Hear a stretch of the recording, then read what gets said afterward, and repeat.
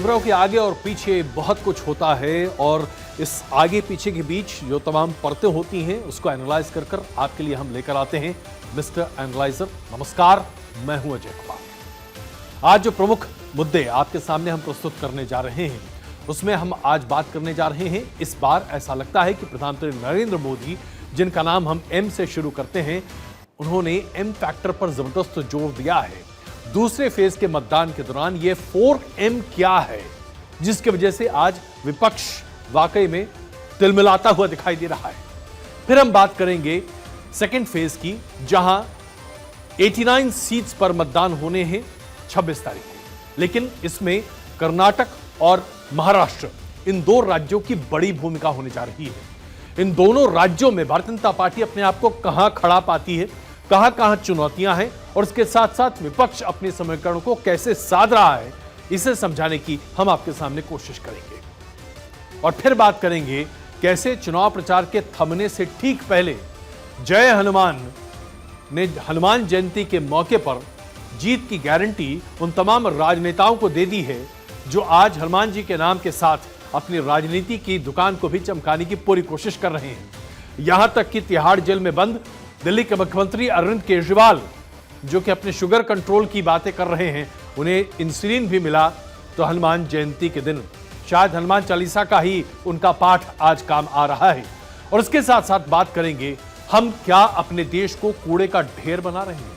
देश के तमाम शहर आज कचरे और कूड़े के ढेर बनते चले जा रहे हैं, जिसकी बानगी आज हम दिल्ली से सटे गाजियाबाद, उसके आसपास के तमाम इलाकों में देख रहे हैं, जहां कचरे का पहाड़ है साहब। गाड़ियां चली जाती हैं, दिखाई नहीं देती इतने ऊपर तक, और यहां पर आग लगी हुई है मीथेन गैस के रिसाव की वजह से, और आसपास के तमाम इलाके परेशान हैं। लेकिन आज हमारे देश में इस पर राजनीति नहीं होती, इस पर कोई चर्चा नहीं होती। वायदे किए जाते हैं, लेकिन उन वायदों को उसी वक्त यमुना नदी, गंगा नदी, सरस्वती नदी, हर जगह बहा दिया जाता है। जनता त्राहिमाम करती है। जनता के इस मुद्दे के साथ आपके सामने उपस्थित होंगे, लेकिन आइए सबसे पहले बात करते हैं आज स्थिति क्या बनती दिख रही है। दूसरे चरण के मतदान 26 तारीख को होने वाला है, और यानी कि अब से तकरीबन 60 घंटे के बाद मतदान की प्रक्रिया शुरू होगी। दूसरे चरण की वोटिंग के लिए सियासतदान अपने अपने तरीके से पूरे एक्शन में हैं, लेकिन सबसे बड़ी बात तो यह है कि प्रधानमंत्री नरेंद्र मोदी का स्थान ही अभी कोई नहीं दिखाई दे रहा। दूसरे चरण के इस मतदान के दौरान भी एक दिन में 3-3, 4-4 जनसभाओं को संबोधित करना, लोगों को अपने तरफ आकर्षित करना, उनमें संचार करना ऊर्जा का, और मतदान के लिए प्रभावित करना, और ऐसे मुद्दों को लेकर सामने आना जो अपने आप में लोगों की भावनाओं से जुड़े हों, इसके लिए तो तारीफ करनी ही पड़ेगी। हनुमान जयंती के इस मौके पर प्रधानमंत्री नरेंद्र मोदी ने इस बहाने भी कांग्रेस पर अटैक किया। सबसे पहले देखिए, फिर बात करेंगे मोदी के 4M फैक्टर की। अब सीधी सीधी बात है, जब उनके पार्टी, उनके सारे नेता प्रभु राम का मंदिर बने, प्रभु राम का प्राण प्रतिष्ठा का अवसर हो, मंदिर के लोग जाके रूबरू में आने के लिए निमंत्रण दे, सम्मान पूर्वक निमंत्रण दे, और पब्लिकली उस निमंत्रण को ठुकरा दिया जाए, तो उनके चेले चपाटे भी हनुमान चालीसा करने वालों को पीटेंगे कि नहीं पीटेंगे भाइयों। कांग्रेस पर हनुमान चालीसा के नाम पर इतना बड़ा प्रहार प्रधानमंत्री नरेंद्र मोदी ने जिस अंदाज में किया है, जाहिर सी बात है ये इनकी एक सोची समझी रणनीति है, जिसके आधार पर कांग्रेस को लगातार घेरने की कोशिश की जा रही है। तो आइए चर्चा करते हैं फेज 2 में भारतीय जनता पार्टी और खास करके प्रधानमंत्री नरेंद्र मोदी ने 4M फैक्टर क्या सामने रखा, ये 4M क्या है। सबसे पहला M, मैनिफेस्टो। शुरुआत M से होता है साहब। दूसरा M, मनमोहन सिंह, कांग्रेस के पूर्व प्रधानमंत्री। तीसरा M, मुसलमान, जिसके बारे में रैलियों में अलग अलग अंदाज में बयान प्रस्तुत किए जाते रहे। और चौथा M फैक्टर, मंगलसूत्र। ये 4 M फैक्टर्स जब मोदी के M फैक्टर में जुड़ जाते हैं तो सोचिए कितना फोर्स मल्टीप्लायर होता है। सबसे पहले मैनिफेस्टो की बात करते हैं। मैनिफेस्टो पर जिस तरह से प्रधानमंत्री नरेंद्र मोदी ने कांग्रेस को घेरा है, हर मंच से घेरा है कि कांग्रेस का मैनिफेस्टो बहुसंख्यक के समर्थन में नहीं बल्कि अल्पसंख्यक को आगे बढ़ाने वाला मैनिफेस्टो है। इस मैनिफेस्टो में इस तरह से चीजें रखी गई हैं जो देश को बांटता है। इस तरीके से मैनिफेस्टो लिखा गया है जो क्षेत्रवाद, जातिवाद, तरह तरह के नक्सलवाद को आगे बढ़ाता है। मैनिफेस्टो के आधार पर प्रधानमंत्री नरेंद्र मोदी ने हर मंच से लगभग हर जगह कांग्रेस पार्टी को जबरदस्त तरीके से घेरा। उसके बाद अल्पसंख्यकों का पहला अधिकार भारत के संसाधनों पर, पूर्व प्रधानमंत्री मनमोहन सिंह के इस बयान पर जिस तरीके से कांग्रेस पार्टी को घेरने की कोशिश न सिर्फ प्रधानमंत्री नरेंद्र मोदी ने की बल्कि भारतीय जनता पार्टी के तमाम वरिष्ठ नेताओं ने की, यह बताता है कि कैसे एक सोची समझी स्ट्रैटेजी के तहत मोदी फैक्टर का इस्तेमाल मनमोहन सिंह को मैदान में लाकर किया गया है। मुसलमानों की बात सीधे बात कहीं नहीं कही गई है। कोई भी ऐसी टिप्पणी नहीं है जिसे साबित किया जा सके कि एक खास वर्ग को टारगेट करने की कोशिश की जा रही है। लेकिन हिंदुओं को आगाह जरूर किया है प्रधानमंत्री नरेंद्र मोदी ने। हमेशा उनका यही कहना है कि आपके तमाम रिसोर्सेस पर पहला अधिकार अगर अल्पसंख्यकों का होगा तो आप कितने असुरक्षित हो सकते हैं। कांग्रेस के मैनिफेस्टो में रीडिस्ट्रीब्यूशन ऑफ वेल्थ शब्द का इस्तेमाल किया गया था। प्रधानमंत्री नरेंद्र मोदी ने और भारतीय जनता पार्टी के तमाम वरिष्ठ वक्ताओं ने इस जुमले का इस्तेमाल अपने वक्तव्यों में, तमाम रैलियों में जिस तरह से किया है, यह बताता है कि रीडिस्ट्रीब्यूशन ऑफ वेल्थ उन लोगों से पैसे लेकर दूसरों को दिया जाएगा जिनके पास आज पैसे नहीं है। पैसे किससे लिए जाएंगे? उनसे लिए जाएंगे जो सोना खरीद कर अपनी पत्नियों के लिए मंगलसूत्र बनाते हैं। और मंगलसूत्र हमारी भारतीय महिलाओं के लिए कितने गर्व की बात है। तो जरा सोचिए, अगर आपके पास स्ट्रैटेजी नहीं है तो क्या आप इस तरह के तमाम शब्दावली निकाल सकते हैं? राजस्थान के टोंक में जनसभा को संबोधित करते हुए प्रधानमंत्री नरेंद्र मोदी ने कांग्रेस से संपत्ति छीनने की साजिश रचने की जो बातें कही थी वो इसी का आधार है। आइए आपको दिखाते हैं उन्होंने कहा था और कैसे ये 4M फैक्टर का सबसे बड़ा M उन्होंने स्टैब्लिश किया था। कांग्रेस आपकी संपत्ति छीनकर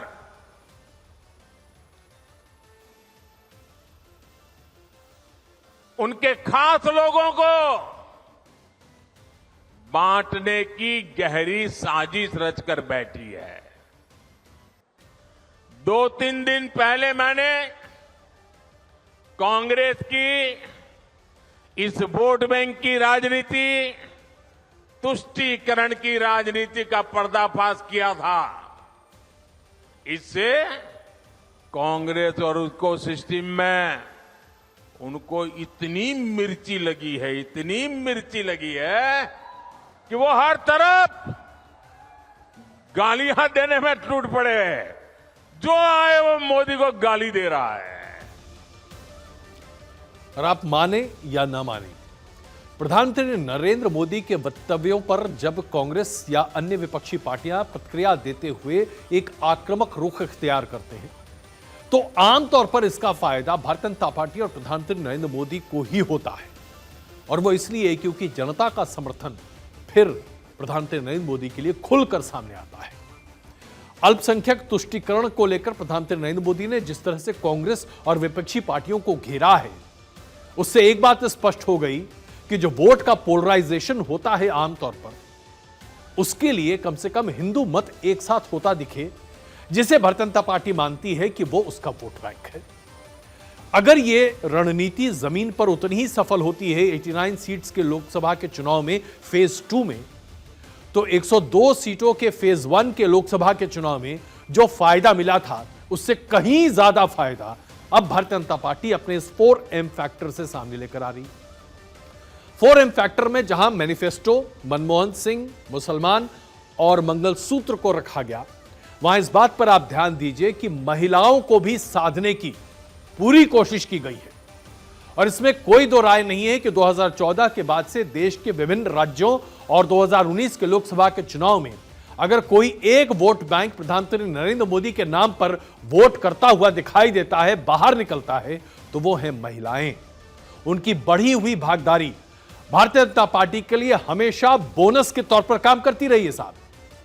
तो इस बार भी प्रधानमंत्री नरेंद्र मोदी ने मंगलसूत्र के जरिए उन तक पहुंचने की एक बहुत ही जबरदस्त कोशिश की है। अब आपको हम समझाने की कोशिश करते हैं कि दरअसल ये सोची समझी स्ट्रैटेजी हम क्यों कह रहे हैं। पहले फेज में, यानी कि जिसका मतदान 19 अप्रैल को हुआ 102 सीटों पर, उस वक्त भी भारतीय जनता पार्टी और प्रधानमंत्री नरेंद्र मोदी ने इस बात पर जोर दिया था 3M फैक्टर। अब आप कहेंगे 3M क्या है साहब? ये 3M है मछली, मटन और मुगल। गौर कीजिएगा, मैं आपको बस एक रेलेवेंस दे रहा हूं ताकि आप इस पूरे कॉन्टेक्स्ट को समझ सकें कि आज 4M कितना बदला हुआ है। पहले फेज में 3M था, मछली। आपने देखा कि आरजेडी के सबसे बड़े प्रचारक के तौर पर तेजस्वी यादव हेलीकॉप्टर में साहनी के साथ बैठकर मछली खा रहे थे। मछली का वीडियो दरअसल उन्होंने 8 तारीख को बनाया था, लेकिन रिलीज किया 9 तारीख को।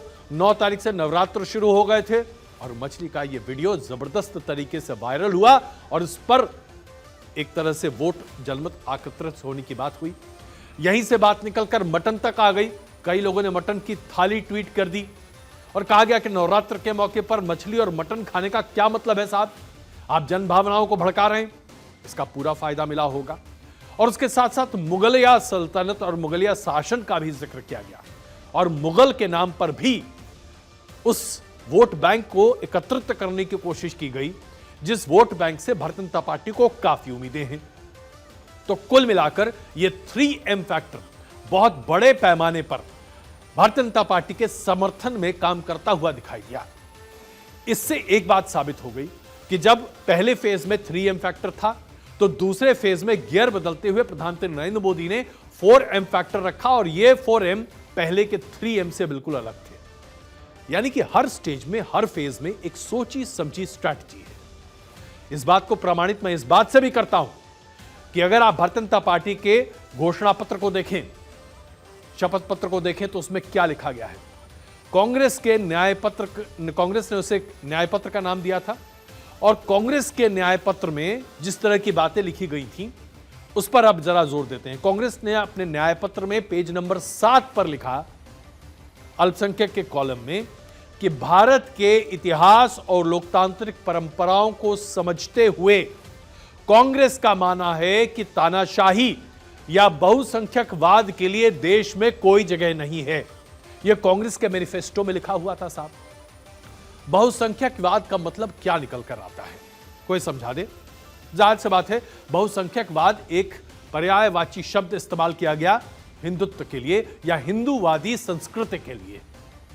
इस पूरे मुद्दे को भारतीय जनता पार्टी ने वहीं से उठाया और जाहिर सी बात है, बहुसंख्यकवाद राजनीति खुलकर भारतीय जनता पार्टी कर रही है। जब आप कांग्रेस पार्टी विपक्ष होते हुए लोकतांत्रिक परंपराओं के नाम पर अल्पसंख्यकों को अपने ऊपर भरोसा दिलाने के लिए यह कहना चाहते हैं कि इस देश में डिक्टेटरशिप नहीं चलने देंगे, इस देश में बहुसंख्यकवाद नहीं होने देंगे, तो जाहिर सी बात है इसका प्रतिकार यही होगा। इसके साथ साथ कांग्रेस ने अपने घोषणा पत्र में यह भी कहा था कि धन के पुनर्वितरण का सीधा उल्लेख तो नहीं है, लेकिन वादा था कि अगर पार्टी सत्ता में आती है, कांग्रेस पार्टी सत्ता में आती है, तो नीतियों में जरूरी बदलाव के माध्यम से धन और आय की बढ़ती असमानता को कम करने पर ध्यान दिया जाएगा। अभी अपने आप में बताता है कि कहां से अब भारतीय जनता पार्टी अटैक कर रही है। इसके साथ साथ कांग्रेस ने अपने घोषणा पत्र के पहले अध्याय के शीर्षक में समानता की बात कही थी, जिसमें यह कहा गया कि OBC, scheduled caste SC, scheduled tribe ST Bharat की आबादी का लगभग 70% हिस्सा है। ऊंचे रैंकिंग वाले व्यवसाय, सेवाओं और सेवाओं से उनका प्रतिनिधित्व अनुपात के अनुरूप में कम है। ऐसे में सामाजिक आर्थिक स्थितियों की जरूरत को देखते हुए जातीय जनगणना की जाएगी। इसी को आधार बनाते हुए अब भारतीय जनता पार्टी कांग्रेस पर जबरदस्त तरीके से आक्रामक है और 6 अप्रैल को हैदराबाद में कांग्रेस का घोषणा पत्र जारी करते हुए राहुल गांधी ने क्या कहा था। उन्होंने जो कहा था अब आपके सामने रखते हैं। जातीय जनगणना से पिछड़े वर्ग, दलितों, आदिवासियों और सामान्य जातियों के गरीबों के साथ साथ अल्पसंख्यकों को भी पता चल जाएगा कि इस देश में उनकी कितनी हिस्सेदारी है, उनकी भागीदारी कितनी है। हम उसके बाद एक वित्तीय और संस्थागत सर्वेक्षण कराएंगे, यह पता लगाएंगे कि हिंदुस्तान का धन किसके हाथों में है। कौन से वर्ग के हाथों में हिंदुस्तान का धन है, और इस ऐतिहासिक कदम के बाद हम क्रांतिकारी काम शुरू करेंगे। जो आपका हक बनता है वो हम आपको देने का काम करेंगे। यह है वेल्थ को रीडिस्ट्रीब्यूशन करने के पूरे आधार का बखान जो अभी आपके सामने हमने रखा, जो कि राहुल गांधी के बयान से स्पष्ट साबित होता है। यानी कि दूसरे फेज के आते आते अब इस पूरे मामले पर बड़े पैमाने पर राजनीति हो रही है, और यह राजनीति भारतीय जनता पार्टी बहुत सोच समझ कर रही है। इसमें कोई शक नहीं है कि राहुल गांधी के इस तरह के तमाम बयानों की वजह से कई मामलों पर कांग्रेस बैकफुट पर है, और ऐसे में फ्रंट फुट पर आते हुए अमित शाह, जो कि भारतीय जनता पार्टी के one of the most important प्रवक्ताओं और प्रचारकों में से एक है, उन्होंने किस तरीके से कांग्रेस को आड़ू हाथ लिया, यह देखिए। मां, माटी और मानुष, तीन नारा देकर ममता दीदी आई थी। मां को तो संदेश खालिद में अपमानित किया, माटी को बांग्लादेशी घुसपैठियों के हवाले किया, और मानुष को भ्रष्टाचार और हिंसा कर समाप्त करने का काम किया। तो मौका कहीं भी हो, राज्य कहीं भी हो, भारतीय जनता पार्टी के सभी वरिष्ठ नेता कांग्रेस और सहयोगी दलों को लगातार घेर रहे हैं, क्योंकि उनके वक्तव्य ही ऐसे हैं। मैनिफेस्टो में जब आप इस तरह की बातों को स्पष्टता से सामने रखेंगे तो उसका प्रतिकार होगा, प्रतिकार झेलना पड़ेगा। अगर आप बहुसंख्यक राजनीति की बात करेंगे तो जाहिर सी बात है आप अल्पसंख्यक तुष्टिकरण की बात कर रहे हैं, इसका खामियाजा उठाना पड़ेगा, इस तरह की बातें सुननी पड़ेगी, इसके अलावा कोई रास्ता नहीं है। इसमें कोई शक नहीं है कि आज जिस आक्रामक अंदाज और सिस्टमैटिक प्लानिंग के साथ भारतीय जनता पार्टी अपने चुनाव प्रचार को लेकर आगे चल रही है, अभी तक तो हम 3M के बाद 4M की बात कर रहे हैं, उम्मीद है 3 फेज के आसपास पहुंचते पहुंचते 4M और या 5M किसी और अंदाज में आपके सामने प्रस्तुत होगा। आइए आज की दूसरी बड़ी खबर आपके सामने प्रस्तुत करते हैं, और यह है भारतीय जनता पार्टी का लक्ष्य 370 सीटों का हासिल करने का रास्ता। भारतीय जनता पार्टी ने अपने लिए जो टारगेट रखा है, वैसे देखा जाए तो अपने आप में बहुत ही विशाल टारगेट है। इसे हासिल कर पाना इतनी आसान बात नहीं है। इसे देखते हुए भारतीय जनता पार्टी ने अपने आप को दक्षिण की तरफ ज्यादा झोंकने की कोशिश की, क्योंकि वहां की 128 सीटें या 129 सीटें अगर आप पुडुचेरी को भी साथ ले लें तो 129 सीटों पर अच्छा प्रदर्शन ही 370 की गारंटी हो सकता है। इसे हासिल करने के लिए या फिर 2019 के लोकसभा के चुनाव के अपने प्रदर्शन को हासिल करने के लिए भारतीय जनता पार्टी जी तोड़ कोशिशें कर रही है। इसलिए आइए सबसे पहले महाराष्ट्र की चर्चा करते हैं। महाराष्ट्र में उत्तर प्रदेश के बाद दूसरा ऐसा राज्य है जहां सबसे ज्यादा संख्या में लोकसभा की सीटें हैं, 48 सीटें यहां पर महाराष्ट्र में है। लेकिन इस बार महाराष्ट्र की राजनीति का ऐसा गड़बड़ झाला है साहब, अच्छे से अच्छे टीकाकार और विशेषज्ञ इसे समझ नहीं सकते। अब जैसे हम आपके सामने दिखा रहे हैं बदलते हुए समीकरण, 2019 में भारतीय जनता पार्टी के साथ उद्धव ठाकरे खड़े थे, 2024 में भारतीय जनता पार्टी के खिलाफ दिखाई दे रहे हैं। इसके साथ साथ आप अजीत पवार की बात देखें, एनसीपी के साथ मिलकर बीजेपी के खिलाफ थे 2019 में, आज बीजेपी के साथ दिखाई दे रहे हैं अजीत पवार। एकनाथ शिंदे आज एनडीए के साथ खड़े हैं। एक जमाने में एनडीए के साथ जरूर खड़े थे, लेकिन उस वक्त इतने बड़े नहीं थे, और उनकी लीडरशिप में शिवसेना का दो फाड़ हुआ और बड़ा हिस्सा शिवसेना का अब उनके पास आ चुका है। शरद पवार और अजीत पवार की मनमुटावल जो है वो किस तरीके से महाराष्ट्र की राजनीति को परिवर्तित करेगी, ये अपने आप में एक जबरदस्त देखने वाली बात है। शरद पवार क्या अब एनसीपी को लेकर उतने ही ताकतवर रहेंगे जितना 2019 में था और कांग्रेस को फायदा पहुंचा पाएंगे, यह भी आकलन का विषय है। तो ये तमाम मसले हैं जिस पर विचार होना बाकी है। और इसके साथ साथ हम राज ठाकरे को कैसे भूल सकते हैं। राज ठाकरे ने बिना शर्त एनडीए को अपना समर्थन देने की बात कही और प्रधानमंत्री नरेंद्र मोदी को देश के प्रधानमंत्री के रूप में वो देखना चाहते हैं। उनका खासा असर कोंकणी क्षेत्र में और मराठा वोट बैंक पर है। जाहिर सी बात है इसे इनकैश करने की भारतीय जनता पार्टी पूरी कोशिश करेगी। और इस पूरे गड़बड़ झाला में एक और स्थिति यह दिखी कि दोनों गठबंधन, जहां इस बार गठबंधन के स्वरूप पूरे तरीके से गड़बड़ हैं, हर किसी ने अपने अपने तरीके से पूरा टाइम लिया। अभी भी ऐसी कई सीटें हैं जिस पर उम्मीदवारों की घोषणा नहीं हुई है, इसके बावजूद चुनाव चल रहे हैं साहब। अब ऐसी सीटों में हम आज खास करके मराठवाड़ा की बात करना चाहते हैं, क्योंकि मराठा वोट अपने आप में बहुत महत्वपूर्ण है। और जब आप विदर्भ पूरे क्षेत्र की बात करें तो विदर्भ में अगर आप मराठा वोट बैंक को अपने पास नहीं कर पाते हैं तो आपके लिए हमेशा बहुत दिक्कत होती है। और यह भारतीय जनता पार्टी की कमजोरी आज से नहीं बल्कि पहले से रही है। और इस वोट बैंक पर जब युक्ति की सरकार थी या युक्ति का गठबंधन था, यानी कि शिवसेना और भारतीय जनता पार्टी का, तो जाहिर सी बात है इसका काफी फायदा मिलता था। अब यह गठबंधन नहीं है। इसे साधने के लिए भारतीय जनता पार्टी ने अशोक चौहान को राज्यसभा का सांसद बनाया। भारतीय जनता पार्टी को उम्मीद थी कि यहां काफी फायदा मिलेगा और खास करके नांदेड़ जैसी सीट पर जहां पर अशोक चौहान का काफी दबदबा है। लेकिन ऐसा लग रहा है कि अशोक चौहान की वजह से इस बार शायद भारतीय जनता पार्टी को बहुत फायदा नहीं पहुंच पाए। अब वो क्यों? क्योंकि हाल फिलहाल अशोक चौहान जब इस इलाके में यात्राओं पर या दौरे पर निकले हैं तो उन्हें स्थानीय विरोध का सामना करना पड़ा है। क्या कांग्रेस और अशोक चौहान की एंटी इनकम्बेंसी भारतीय जनता पार्टी के लिए भारी पड़ रही है? क्या भारतीय जनता पार्टी यहां पर एक नई स्ट्रैटेजी के साथ सामने आएगी? इसको समझने के लिए समझना पड़ेगा कि अशोक चौहान की इंपॉर्टेंस क्या है इस क्षेत्र में। अशोक चौहान के पिता शंकर राव चौहान भी मराठा नेताओं में अग्रणी रहे हैं। अशोक चौहान ने भी इसी दम पर अपनी राजनीति आगे की और कांग्रेस में मुख्यमंत्री के पद तक पहुंचे। लेकिन अब जब उन्होंने भारतीय जनता पार्टी से अपने हाथ मिला लिए हैं और बीते 10 सालों से बहुत खास कुछ नहीं कर पा रहे हैं, ऐसी स्थिति में वहां पर मराठा विरोध बड़े पैमाने पर है। और इसके साथ साथ हमें इस बात पर ध्यान रखना चाहिए कि मराठा लगातार अपने आरक्षण की मांग करते आए हैं साहब। मराठा आरक्षण आज महाराष्ट्र की राजनीति में बहुत अहम स्थान रख रहा है। इसकी वजह से जातीय समीकरण पर बड़े पैमाने पर इस बार वोट पड़ने की आशंका जताई जा रही है।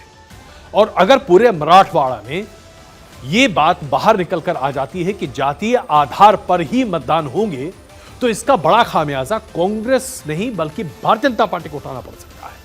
और यह इसलिए क्योंकि कांग्रेस जातीय आधार पर सर्वेक्षण कराने की बात कर रही है, जनगणना करने की बात कर रही है, लेकिन भारतीय जनता पार्टी ने मुखर तरीके से इसका समर्थन महाराष्ट्र में नहीं किया है। गुपचुप तरीके से भारतीय जनता पार्टी इस पूरे मामले को लेकर चुप रही है बिहार में।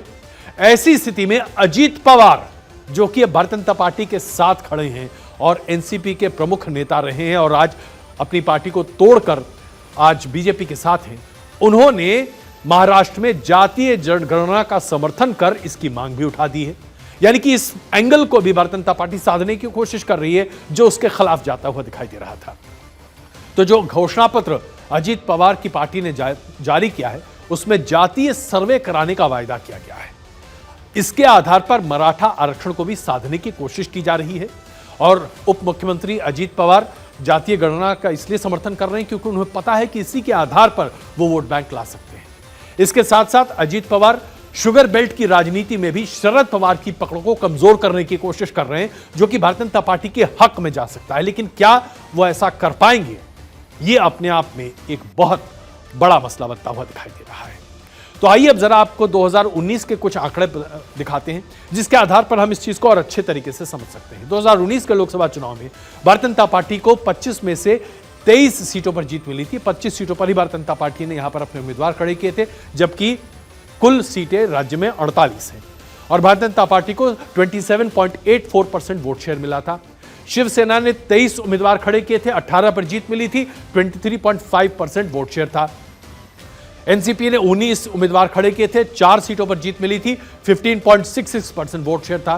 कांग्रेस ने 25 सीटों पर अपने उम्मीदवार खड़े किए थे और जीत पर सिर्फ 1 सीट हासिल हुई थी जिसमें 16.41% वोट शेयर वहां पर मिला था। लेकिन मराठवाड़ा के इलाके जहां पर 8 लोकसभा की सीटें हैं वहां पर भारतीय जनता पार्टी और शिवसेना का प्रदर्शन काफी अच्छा रहा था 2019 में। लेकिन अब चूंकि शिवसेना अलग हो चुकी है बीजेपी से, शिवसेना का में 2 फाड़ हो चुका है, एनसीपी में भी 2 फाड़ हो चुका है। सवाल यह है कि क्या वोट बैंक अब यहां पर ट्रांसफर होगा बीजेपी को, और अगर यह ट्रांसफर होगा तो अपने आप में कितना ट्रांसफर होगा। जो 26 जुलाई को महाराष्ट्र में दूसरे दौर के चरण में जो सीटें जिस पर मतदान होना है उसमें 5 सीट ऐसे हैं जो विदर्भ क्षेत्र के हैं। इससे अब स्थिति काफी ज्यादा मुश्किल होती हुई दिखाई दे रही। ऐसी स्थिति में लग रहा है कि विदर्भ भारतीय जनता पार्टी के लिए काफी मुश्किलें पैदा कर सकता है, लेकिन अभी भी मौका है और शायद भारतीय जनता पार्टी अजीत पवार के साथ मिलकर महाराष्ट्र को साधने की कोशिश कर रही है। कर्नाटक दक्षिण का वो गेटवे है भारतीय जनता पार्टी का, जहां भारतीय जनता पार्टी ने हमेशा अपने आप को मजबूत स्थिति में पाया है। अगर आप 2019 के लोकसभा के चुनाव देखें तो 28 सीटों में से 25 सीटें भारतीय जनता पार्टी ने जीती थी।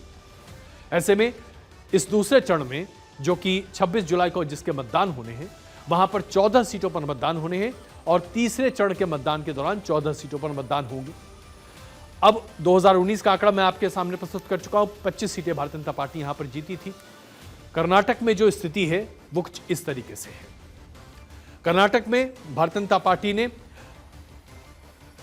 जो लिंगायत समुदाय को काफी प्रमुखता दी है। इसके साथ साथ जेडीएस के साथ गठबंधन भी किया है और कुमारस्वामी जो कि वोकलिगा समुदाय से आते हैं, उनके आधार पर वोकलिगा समुदाय को भी साधने की पूरी कोशिश की गई है। यानी कि इस बार कोई ऐसा मौका छोड़ा नहीं जा रहा जिसके जरिए कर्नाटक में वोट का डिवीजन किसी भी पैमाने पर हो। यहां तक कि जो पूर्व मुख्यमंत्री हैं उन्हें भी रिहैबिलिटेट करने की पूरी कोशिश की गई है। लेकिन अब यहां पर एनडीए के सामने, या यूं कहें कि भारतीय जनता पार्टी और जेडीएस के सामने जिन सीटों पर स्थिति जो मुश्किल होती दिख रही है वो हासन है, मांड्या है और कोलार है। जेडीएस के लिए यहां पर बागी बहुत चुनौती बने हुए हैं।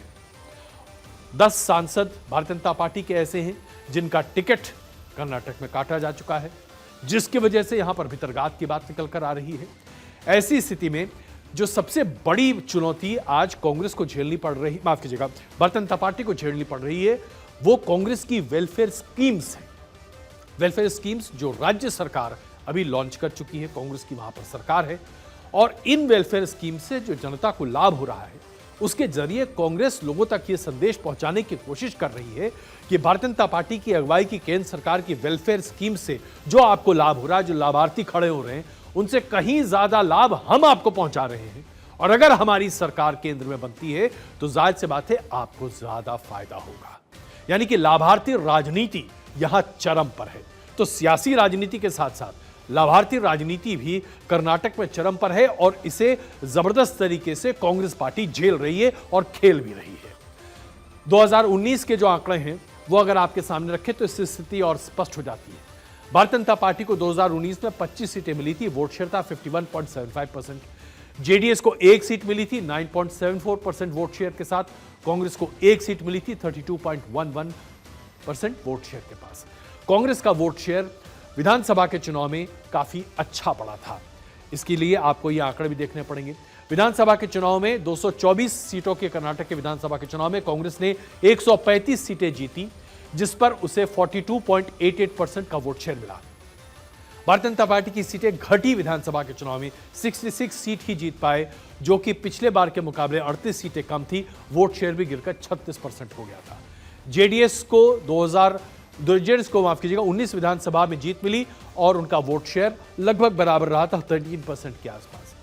यानी कि अगर भारतीय जनता पार्टी का वोट शेयर विधानसभा के चुनाव के आधार पर रहा तो भारतीय जनता पार्टी के लिए बड़ी चुनौती कर्नाटक में हो सकती है।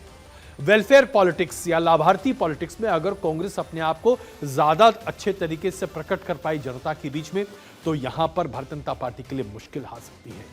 भारतीय जनता पार्टी यहां पूरा दमखम जरूर लगा रही है, प्रचार भी उसी आधार पर हो रहे हैं और लाभार्थियों तक संदेश पहुंचाने की पूरी कोशिश की जा रही है, क्योंकि पोलराइजेशन का पॉलिटिक्स यहां बड़े पैमाने पर नहीं चल पा रहा और कांग्रेस के तुष्टीकरण की राजनीति पर भी भारतीय जनता पार्टी के तमाम नेता अपने बयान और वक्तव्य सामने रख रहे हैं। इसके बावजूद कर्नाटक में इस बार स्थिति बहुत मुफीद 25 सीट या 28 सीट में से 26 सीट पर नहीं दिखाई दे रही। भारतीय जनता पार्टी को इस बार काफी मशक्कत और मेहनत करनी पड़ेगी ताकि वो अपने पिछले बार के प्रदर्शन के बराबर समकालीन आ जाएं, 25 सीटें कम से कम जीतें। इसके लिए भारतीय जनता पार्टी को काफी मेहनत कर्नाटक में करनी पड़ेगी। अब जो दूसरे फेज का मतदान होगा, जिसमें कर्नाटक की सीटों पर मतदान होगा, उससे समझ में आएगा कि कर्नाटक की वोट करने की नीति और लोगों की नीयत क्या है।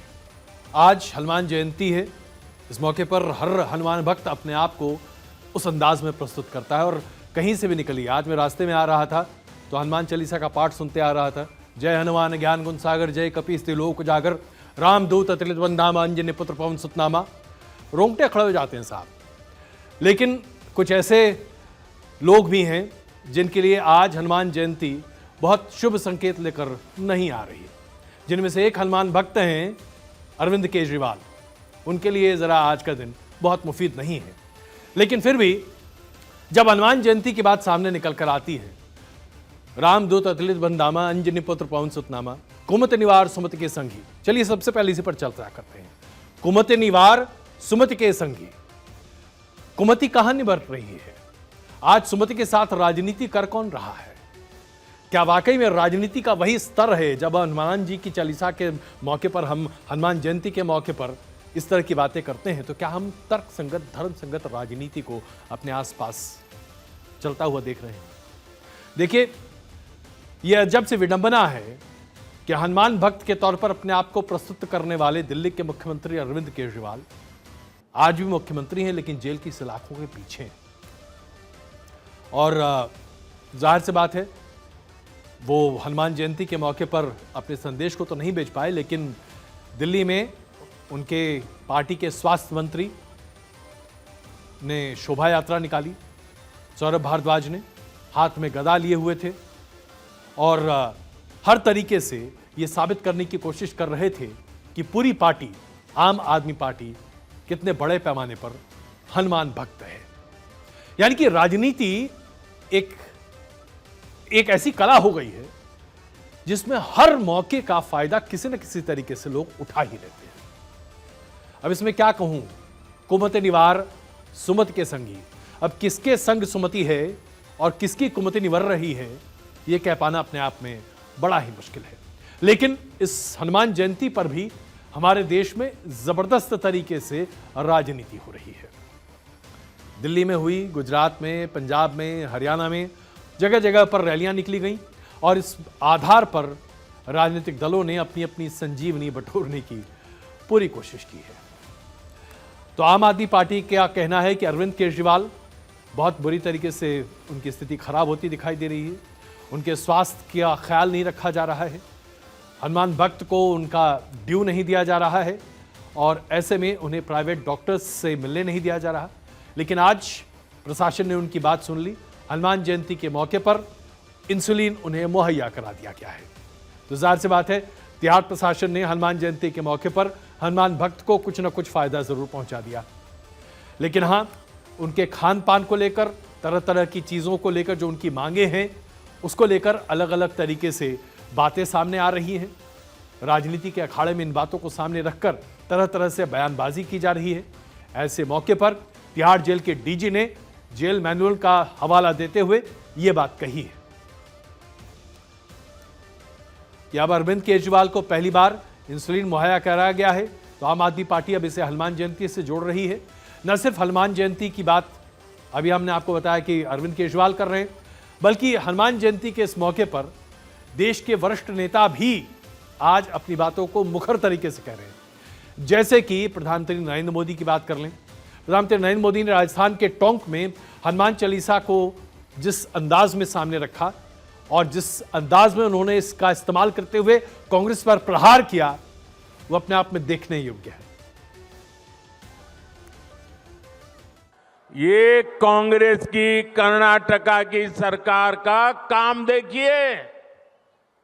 अपनी छोटी सी दुकान में एक गरीब आदमी भक्ति भाव से प्रभु हनुमान जी का स्मरण करते हुए हनुमान चालीसा सुन रहा था, उसको लहू लहान कर दिया गया।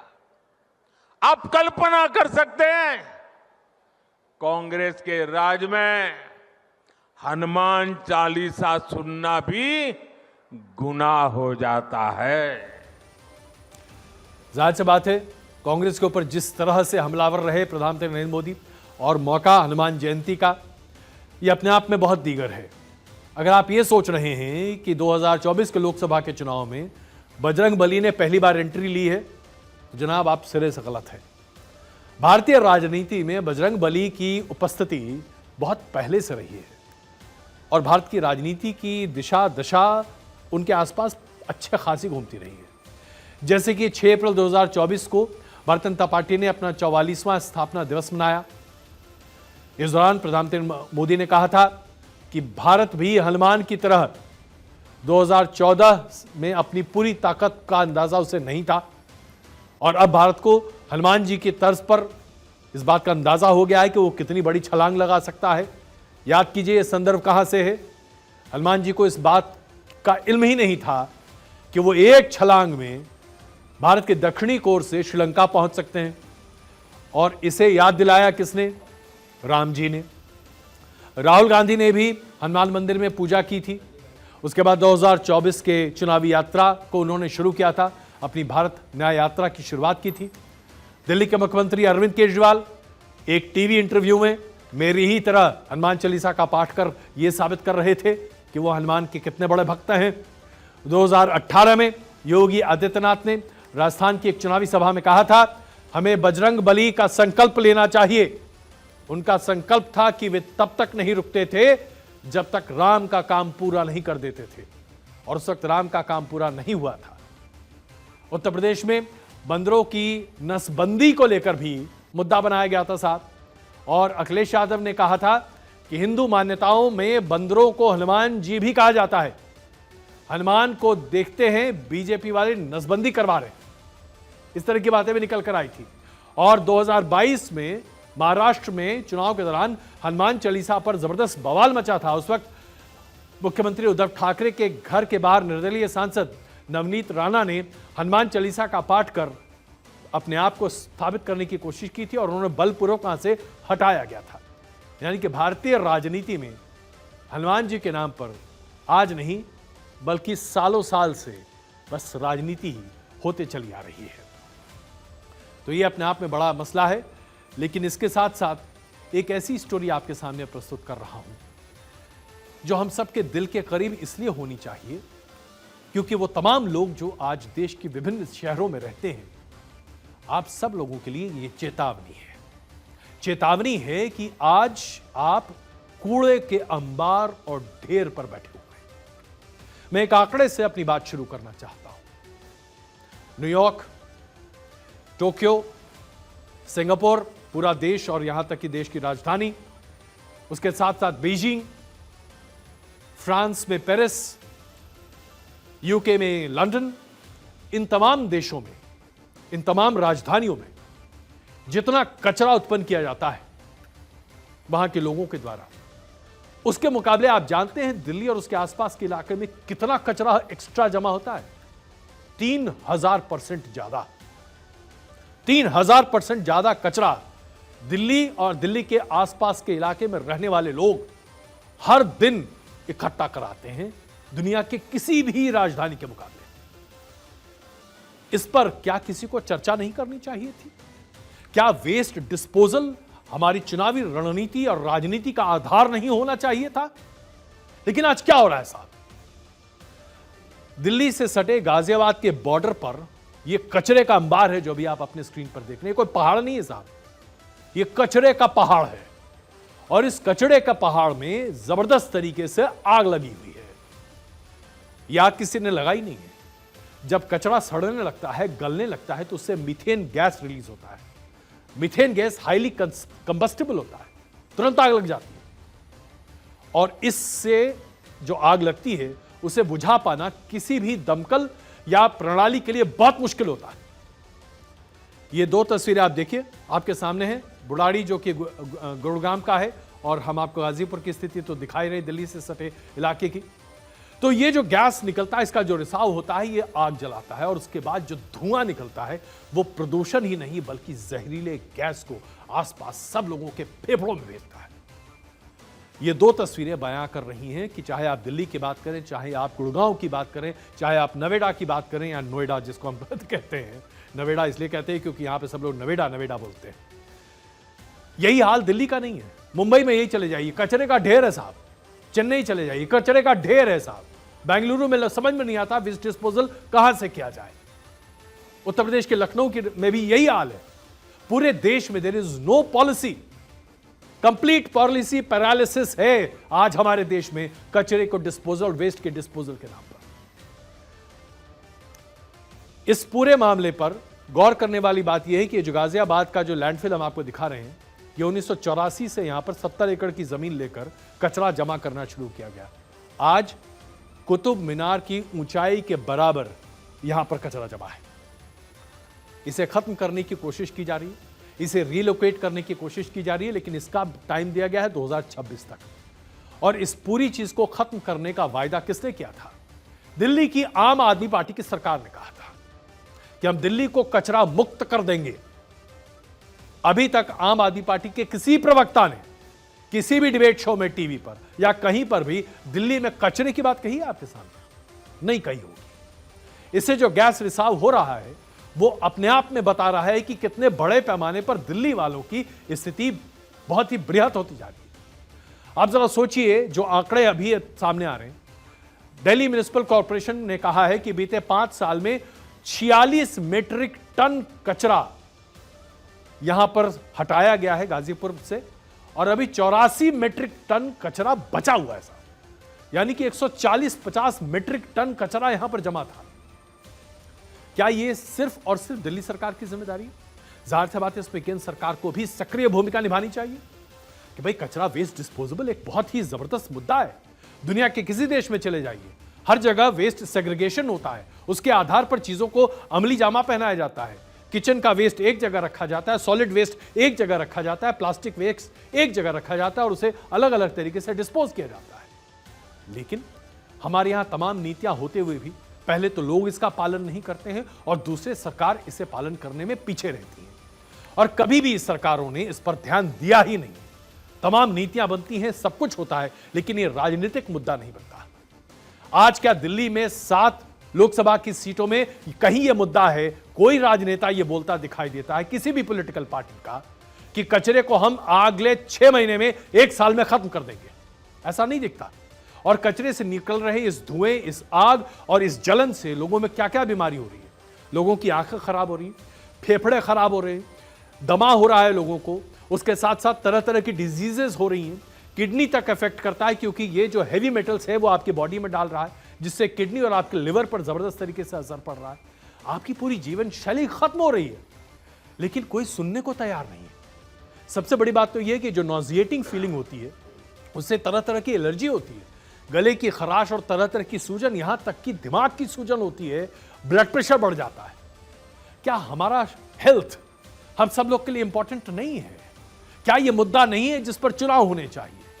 यह सवाल मैं सिर्फ दिल्ली वालों के सामने नहीं रख रहा हूं, यह पूरे देश भर के सामने है कि जब कचड़े से मीथेन गैस निकलता है, सल्फर निकलता है, नाइट्रेट्स, बेंजीन, कार्बन मोनोऑक्साइड, इस तरह की तमाम चीजें बाहर निकलती हैं, तो इसके डिस्पोजेबल के लिए सरकारें, चाहे किसी भी पॉलिटिकल पार्टी की बात करें, कांग्रेस की बात करें, बीजेपी की बात करें, आम आदमी पार्टी की बात करें, एसपी की बात करें, बीएसपी की बात करें, डीएमके की बात करें, भाई किसी की बात कर लीजिए, कोई तो कुछ कहे, कोई तो कुछ करे। अगर आज आप हमारे देश के लिए, हमारी जनता के लिए कुछ करने को तैयार नहीं, तो आपको वोट क्यों दें? यह बहुत महत्वपूर्ण है और इस पर चर्चा होनी चाहिए। पर्यावरण सिर्फ कहने की बात नहीं है। पर्यावरण का मतलब सिर्फ पेड़ नहीं होते, पर्यावरण का मतलब हवा भी होती है, जिसे हम कहने के लिए तो मुफ्त में लेते हैं, लेकिन ये हमारे लिए जानलेवा बनाई जा रही है इन शहरों और उसके आसपास के इलाकों में कचरों की ढेर से। कचरा पॉलिटिक्स होनी चाहिए साहब, नॉट द कचरा politics that we see, but कचरा रिमूवल पॉलिटिक्स, ये बहुत जरूरी है।